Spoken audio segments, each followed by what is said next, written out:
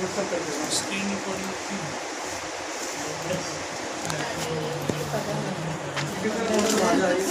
मैंने कुछ फॉर्मेट बना लिए पहले से, ताकि टाइपिंग में काम थोड़ा सा जो टाइम हमारा बच गया है।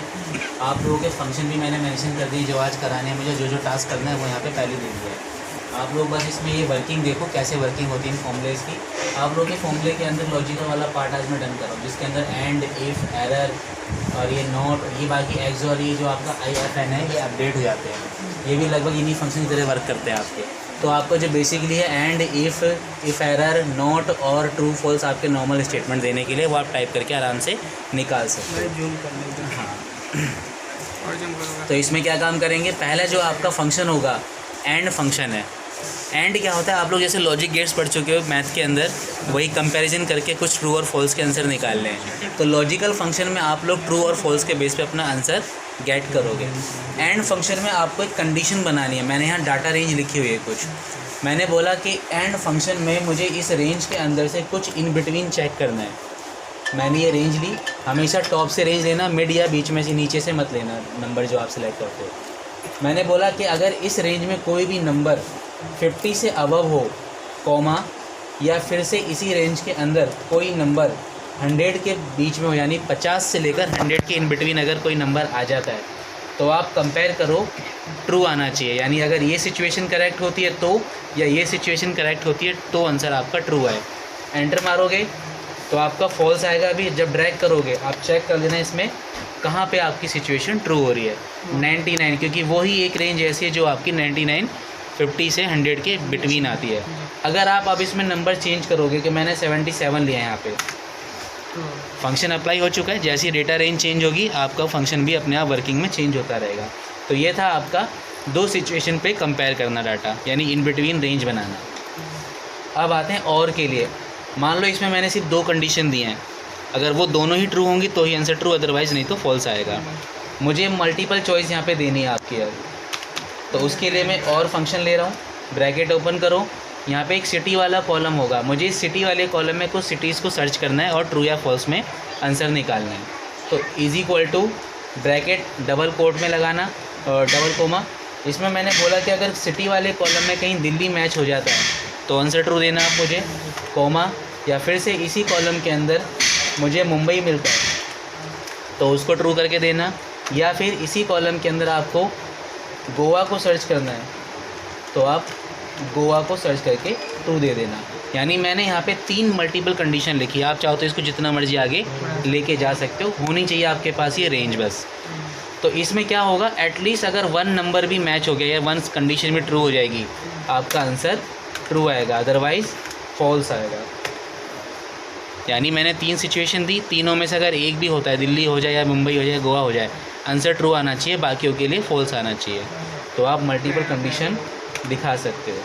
अगला फंक्शन आपका है नॉट का। नॉट एक नेगेटिव फंक्शन होता है जो पॉजिटिव को नेगेटिव में कन्वर्ट करेगा और नेगेटिव को पॉजिटिव में दिखाएगा। तो इज इक्वल टू मैंने यहाँ नोट लिखा, ब्रैकेट ओपन, ठीक है।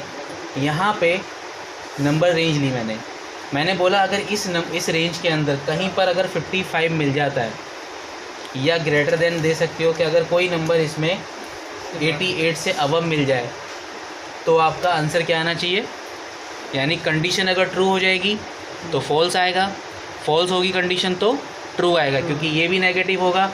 और अगर कंडीशन यहाँ नेगेटिव होगी तो नेगेटिव नेगेटिव पॉजिटिव होगा। अगर यहाँ पॉजिटिव होगा और यहाँ नेगेटिव है तो कितना होगा, नेगेटिव और पॉजिटिव नेगेटिव हो जाएगा। एंटर मारोगे तो आप चेक कर लेना यहाँ पे क्या कमेंट आपको देगा। फॉल्स आ गया देखो, यानी यहाँ सिचुएशन करेक्ट है तो आपका फॉल्स, और यहाँ पे सिचुएशन सारी की सारी रॉन्ग है तो रॉन्ग और रॉन्ग ट्रू। तो ये आपका नेगेटिव पोर्शन में आपका वर्क करेगा। अब आते हैं इफ़ एरर पे। ये एक ऐसा फंक्शन है जिसके अंदर आप अपनी लॉजिकल कंडीशन चेक कर सकते हो। मान लो आपको डाउट लग रहा है कि मैं कुछ इक्वेशन यहाँ बनाने जा रहा हूँ और मुझे उसका आंसर मिलेगा या नहीं मिलेगा मुझे नहीं पता, लेकिन मैं एक बार चेक करा लूँ इससे। तो if error function bracket open, मैंने एक नंबर लिखा कि अगर 100 डिवाइड बाई 12 है, कॉमा अपना मैसेज दिया मैंने यहाँ पे, रॉन्ग मैसेज करके मैंने इसमें दे दिया। आपने कंडीशन क्या बनाई, अगर नंबर पूरी तरह से सॉल्व हो जाता है आंसर देगा, अदरवाइज़ नहीं हो पाता तो मेरा एक मैसेज मुझे रिटर्न कर दे। एंटर करोगे, अभी सिचुएशन करेक्ट है, डेसिमल में वैल्यू आएगी।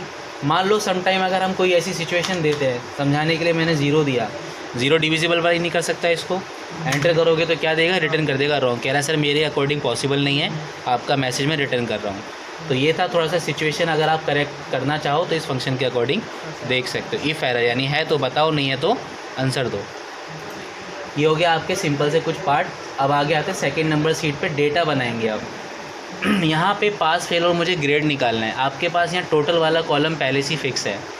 पास और फेल निकालने के लिए आपको एक मिड मार्जिन दिया जाएगा कि भाई आपकी क्लास में इतने सारे बच्चे हैं, प्रिंसिपल बोल के गया है कि अगर कोई बच्चा इतने से अबव रिकॉर्ड लाया है उसको पास करो, अदरवाइज़ फेल करो। तो यहाँ आप इफ फंक्शन का यूज़ करोगे, टोटल की रेंज लेना, ऊपर से ग्रेटर देन मैंने एक मिड मार्जिन दिया कि इसमें जितने रिकॉर्ड 200 से अबव हो जाए उनको आप पास मैसेज दे देना, अदरवाइज़ फेल मैसेज दे देना। यानी आपने मिड एक कंडीशन दी और अपनी 2 स्टेटमेंट भी पास कर दी ट्रू और फॉल्स के लिए। एंटर मारो, ड्रैग कर लेना इसको। आप देखोगे जहाँ जहाँ उसको कंपेयर अपना मिलेगा, अपने कमेंट्स वो देता जाएगा, ठीक है, 200 से अबव या उससे नीचे वालों को। अब आते हैं ग्रेडिंग देना। ग्रेडिंग में हमारे पास 5-6 रिकॉर्ड हैं, मुझे ग्रेड हर एक को कंपेयर करके निकाल के देना है। तो यहाँ पर आप नेस्टेड इफ़ का यूज़ करोगे, यानी multiple time, is equal to if bracket open. मैंने फिर से टोटल रेंज ली। अब इसमें सबसे बड़े रिकॉर्ड से हम स्टार्ट करते हैं क्योंकि अपर रैंक से, ग्रेटर देन साइन। सबसे बड़ा रिकॉर्ड कौन सा है इसके अंदर, 246, लेकिन उसके आसपास 245 भी है। तो मुझे क्या काम करना है, 245 का ही मार्जिन लेना है, यानी थोड़ी सी 2-3 वैल्यू कम लेनी है उससे। तो 245 से अगर कोई अबव रिकॉर्ड मिल जाए उसको क्या ग्रेड दोगे आप, ए, ठीक है। पहली सिचुएशन हुई, फिर से इफ, फिर से ब्रैकेट, फिर से टोटल वाला कॉलम। अब इससे सेकंड लोएस्ट रिकॉर्ड था 245, इसको कंपेयर में लाने के लिए 242 लिया आपने। अगर इससे अबव कोई रिकॉर्ड हो जाए इसमें तो उसके लिए ग्रेड बी दे देना। इसी तरह से चलते जाओ, मार्जिन अपने बताते जाना। इससे लोएस्ट है आपका 222, 222 को कंपेयर करने के लिए 220 लिया, उसमें ग्रेड सी दे दिया, ठीक है, क्लोज। इसके बाद फिर से इफ, फिर से ब्रैकेट, फिर से रेंज। अब इसमें 189 है, मैं 189 को कंपेयर करने के लिए थोड़ा सा 187 का रिकॉर्ड दूंगा। तो 187 से अबव कोई रिकॉर्ड मिले तो मैं उसको कंपार्टमेंट देना चाहता हूँ, यानी एक चांस देना चाहते हैं।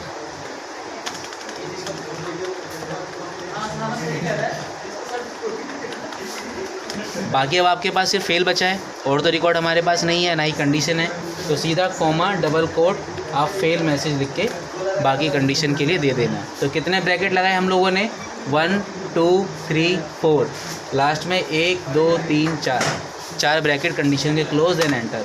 अब आप इसको ड्रैग कर लेना, ऑटोमेटिकली आपकी ग्रेडिंग असाइन हो जाएगी, ठीक है। जैसे जैसे रिकॉर्ड चेंज होंगे ग्रेडिंग अपने आप चेंज होती जाएगी। इसके बाद आते नीचे। अब सपोज़ करो आपके पास ही 6 रिकॉर्ड थे, आपने 6 ब्रैकेट क्लोज कर दिए, 3 ब्रैकेट क्लोज किए। सम टाइम हमारे पास मार्जिन में डाटा ज़्यादा होता है, 1000 में होता है, 100 बेस पे होता है। तो क्या उतने ब्रैकेट क्लोज करोगे, ये कोई मतलब सिचुएशन तो बनेगी नहीं फिर इस तरह से। तो कभी इस तरह से अगर कंडीशन आए, मान लो मेरे पास यहाँ सैलरी वाले कुछ ब्लॉक चल रहे हैं, मुझे इन सैलरी के बेस पर डेजिग्नेशन अलाउड करनी है, peon, clerk, assistant manager, then manager. तो आप इस सैलरी वाले रैंक को कैसे डिवाइड करोगे, पोर्शन बनाकर, फिर से वही इफ़ का यूज़ करके, is equal to if bracket open, salary वाला कॉलम लिया। मैंने बोला अब एक कंडीशन बनानी लेस देन से, कि 10,000 से नीचे जिसकी सैलरी हो उसको प्यून रैंक में डाल दो, ठीक। फिर से कॉमा, फिर से इफ़, फिर से ब्रैकेट ओपन, फिर से सैलरी। अब 15,000 से किसी की सैलरी नीचे हो उसको क्लर्क रैंक में डाल दो, फिर से कॉमा, फिर से इफ, फिर से ब्रैकेट ओपन। अब अगर किसी की सैलरी 20,000 से नीचे मिले उसको असिस्टेंट मैनेजर में डाल दो। बाकी मैनेजर पोस्ट बची है एल्स वाले के लिए। तो अब आगे ग्रेडिंग अगर आपको देनी हो तो रिकॉर्ड होने चाहिए, तो आप और बढ़ा सकते हो सिचुएशन को, अदरवाइज़ डबल कोट के बाकी जो डाटा होगा वो मैनेजिंग पोस्ट के लिए आपका बच जाएगा, तो आप उसमें वो अलाउड कर देंगे। तो कितने कंडीशन हमने इस कॉलम के लिए बनाई, 1 2 3, यानी इतने लार्ज कॉलम को 2-3 कंडीशन में डिवाइड कर दिया। तो 1 2 3 ब्रैकेट क्लोज, ऑटोमेटिकली वो आपका असाइन हो जाएगा यहाँ पे, ठीक। अब जैसे जैसे सैलरी आप वो करोगे चेंजेस, ऑटोमेटिकली इनकी ग्रेड भी यानी रैंक भी चेंज होंगे। अब आते हैं बोनस देना, थोड़ा सा ट्रिकी पार्ट है, यानी कुछ लॉजिकल पार्ट यूज़ करते हैं। बोनस आप किसको दोगे, यानी आपको आपका बॉस एक अमाउंट दे के गया है और ये कह रहा है कि भाई इतने से सैलरी वालों को इतना बोनस देना है, इतने से सैलरी वालों को इतना बोनस देना है। तो जो आपने पास और फेल का रूल लगाया था उसी के बेस पे इसका यूज़ करेंगे। सैलरी ली हमने, एक मिड मार्जिन दिया, बोला कि अगर किसी की सैलरी या लेस देन ले लो 18,000 से नीचे मिले तो उसी की सैलरी में ऐड करो 3500 का बोनस, अदरवाइज़ सैलरी में ही ऐड कर दो 4500 का बोनस। ब्रैकेट क्लोज कर देना। तो 18,000 से नीचे जितनी भी सैलरी रिकॉर्ड होंगे उनमें इतना इतना अमाउंट सैलरी में ऐड होगा, अदरवाइज़ जो उससे अबव मिलेंगे 4500 का अमाउंट आपका ऐड कर देगा। तो ये हो गया आपका इंक्रीमेंट या डिक्रीमेंट करना हो तो इस तरह से आप इसमें कर सकते हो। अब इसमें इनकम टैक्स काटना है, यानी डिस्काउंट वगैरह अगर सैलरी पे काटना पड़े तो उसका लॉजिक कैसे इसके साथ ही यूज़ करोगे, is equal to if bracket. इस बार बोनस वाली सैलरी पे काटेंगे क्योंकि हमारा इंक्रीमेंट हो गया है ये।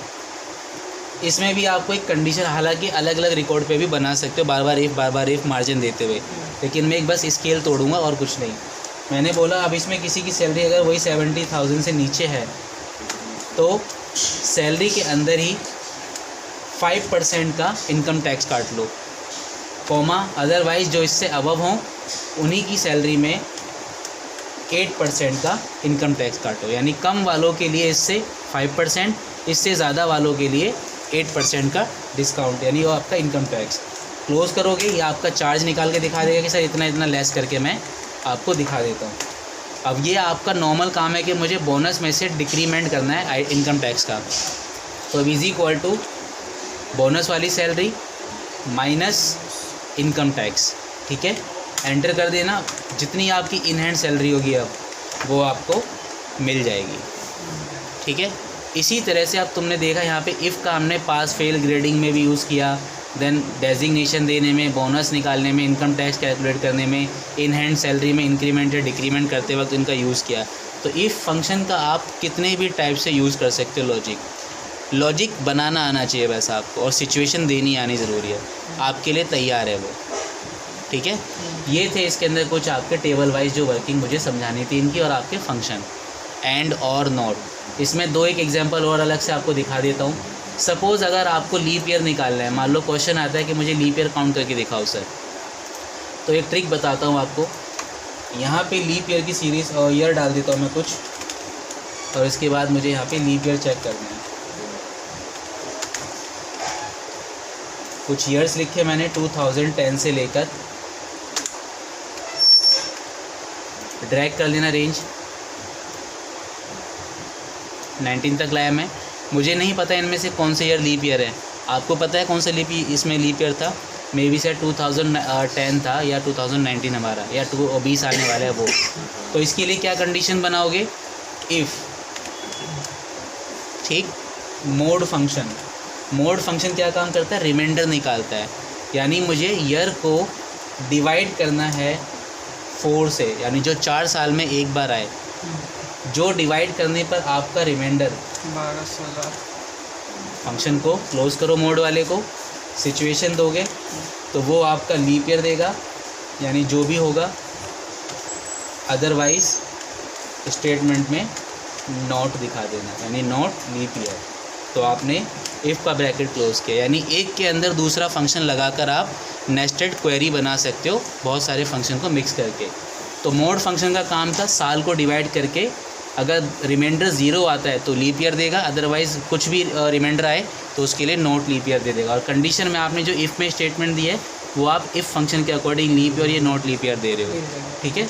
एंटर मारोगे तो जो भी आपका इसमें लीप ईयर का फॉर्मेट होगा वो आपको शो करेगा, अदरवाइज़ जो नहीं होगा वो आपको नहीं दिखाएगा। Okay sir.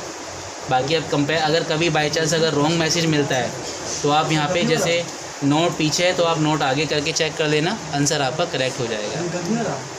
गलत है ना, कोई बात नहीं, नोट आगे कर दो क्योंकि रिमाइंडर 0 आना चाहिए उसके लिए, और आगे लीप ईयर कर देना। मैसेज चेंज कर देना, ऊपर नीचे हो सकता है।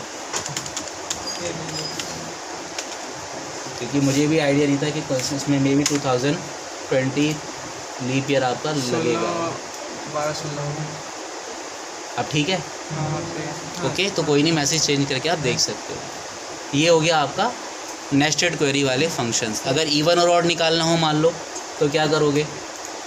सपोज़ लास्ट फंक्शन बता रहा हूँ आपको, बस ज़्यादा नहीं, इतनी प्रैक्टिस काफ़ी है आज के लिए। कुछ रेंज मैंने बनाई यहाँ पे ऐसी, मुझे इन लिस्ट में से इवन नंबर की छटाई करनी, वो भी अपने कुछ नेस्टेड क्वेरी बना के। तो जो नंबर 2 से डिवाइड हो उनको इवन दिखाना है लिख के, जो नहीं है वो ऑड लिख के आए। तो फिर से वही is equal to if bracket open range लो, सॉरी मोड फंक्शन लगाना, क्योंकि उसी में रिमाइंडर निकालेंगे हम लोग। रेंज ली, किससे डिवाइड करना है? 2 से। जो नंबर 2 से डिवाइड हो, यानी जैसे तुमने वहाँ पे नोट किया था, तो पहले क्या करोगे? ऑड देना, यानी जो रिमाइंडर आएगा वो ऑड के लिए चेक करे, और अगर नहीं आएगा तो इवन मैसेज देना चाहिए उसको। क्लोज कर दो।